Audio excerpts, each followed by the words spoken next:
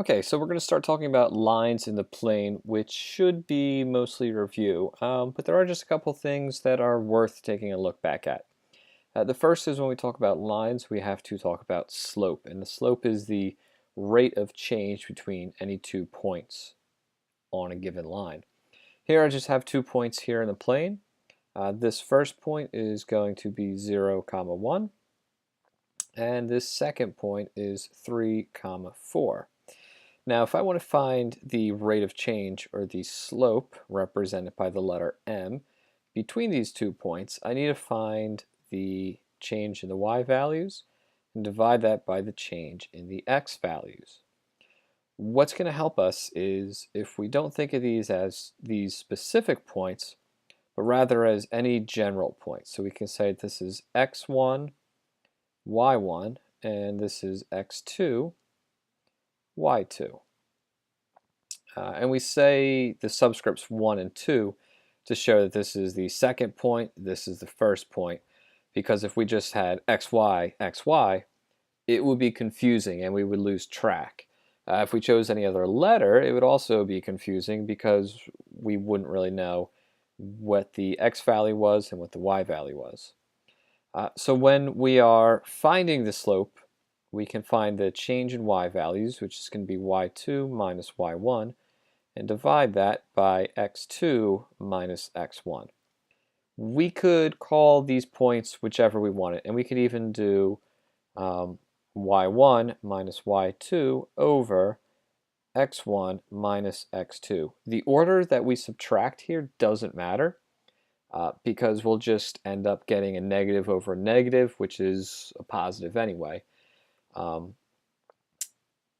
For this particular example. As long as we have 2 over 2, 1 over 1, these 2 points lined up in the correct order, that's the important part.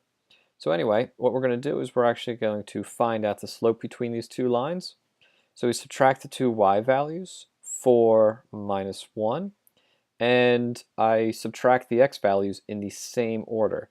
So I chose the 4 first, so I'm going to choose the 3 first.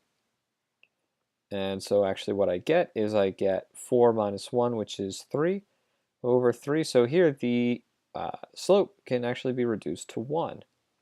And if I draw a line between these 2 points, you can actually see that we go 1, 1. So the m is 1, which we can, for argument's sake, leave as 1 over 1 right now. Because what this means, as some of you may have heard before, is rise over run, which is a common thing we like to say to help us remember that we're going to go up and over, up and over. Here, we're moving in the positive direction, so we go up 1 to the right 1. So that means that this point's on the line. Up 1 to the right 1, so that point's on the line. And we can see that this would go on forever and include all of those values to make sure that that slope is the same. That is slope. Now, as for the line itself, there's a couple of nice things about a line. Guess this is not going to work. So a couple of nice things about a line. There we go. There are two main forms of the line. The famous one is y equals mx plus b. And a lot of the times we like to keep our answers in this form. The other one, well, first off, this is called slope-intercept form.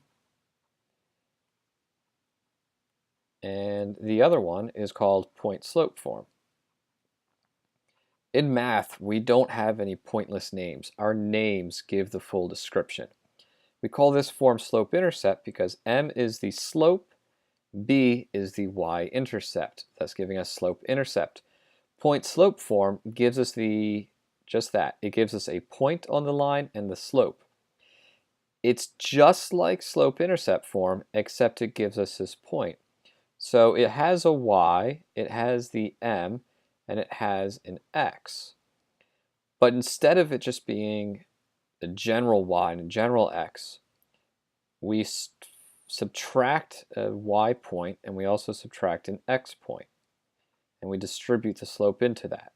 So this is point slope form. Now, there is also what's called the general form, which is ax plus by equals c.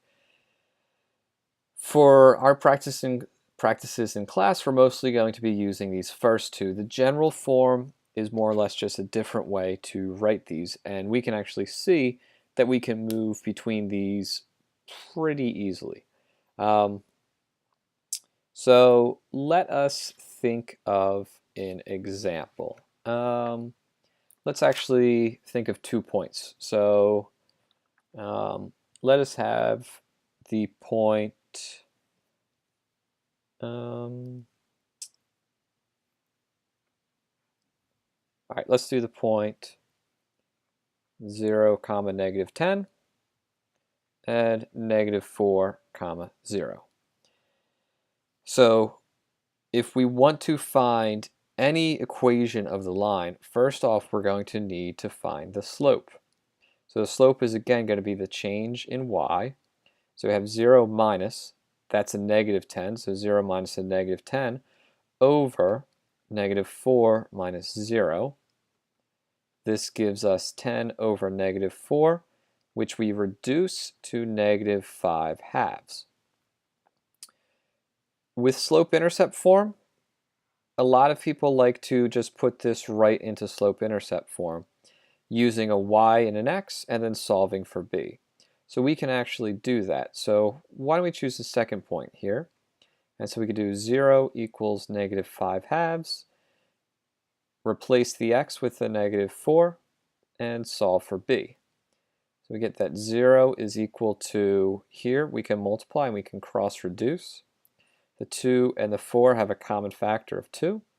So -5 times -2 is +10. If I subtract the 10 on both sides, I get that -10 is equal to b. So now I know that y is equal to -5/2 x minus 10. That's the equation of my line.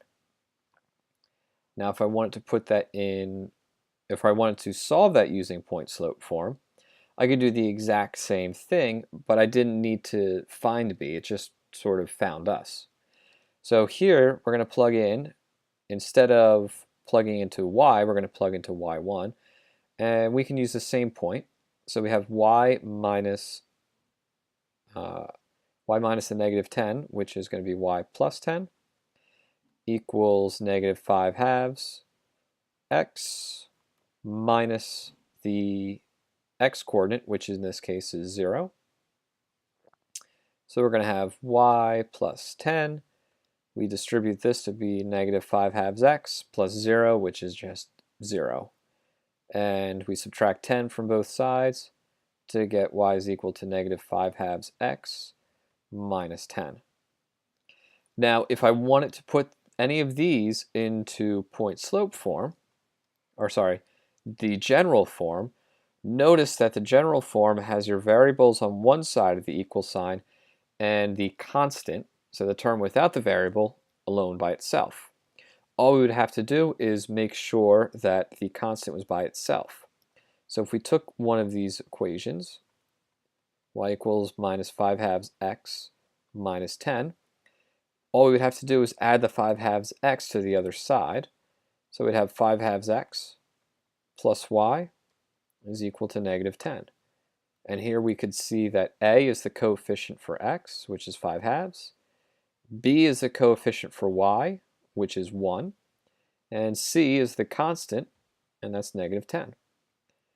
So that's all that we're going to be doing with lines. And it's pretty straightforward, but definitely know the differences and the similarities between these lines.